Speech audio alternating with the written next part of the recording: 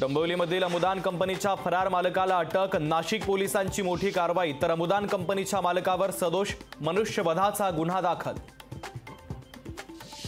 पुण्यातील hit and run प्रकरणी येरवडा पोलिसांना पोलीस आयुक्तांची क्लीन चिट। तर अल्पवयीन आरोपीला पोलीस ठाण्यात पिझ्झा बर्गर दिल्याचा होता आरोप।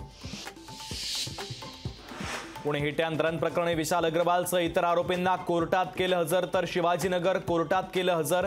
पुणे पोलीस कोठडी वाढवून मागणार। हिट अँड रन प्रकरणामध्ये पुणे पोलिसांकडून आरोपींना वाचवण्याचा प्रयत्न असल्याची चर्चा। पोलिसांनी अपघातासंदर्भात कंट्रोल रूमला कळवलंच नव्हतं।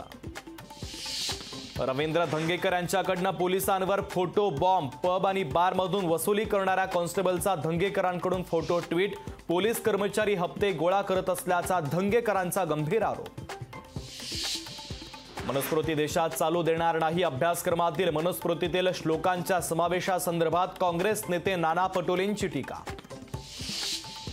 शिक्षक पदवीधर निवडणुकांसाठी नवीन तारीख जाहीर। 27 जून रोजी होणार मतदान। तर मुंबई कोकण पदवीधर आमदारांसाठी होणार मतदान।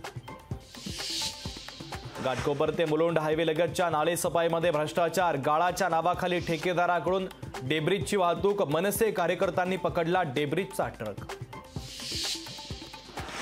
स्वाती मालेवाल मारहाण प्रकरणी विभव कुमार यांना 4 दिवसांची न्यायालयीन कोठडी। विभव कुमार यांची रवानगी न्यायालयीन कोठडीत। लोकशाही मराठी ऐका, पहा, जागरूक रहा।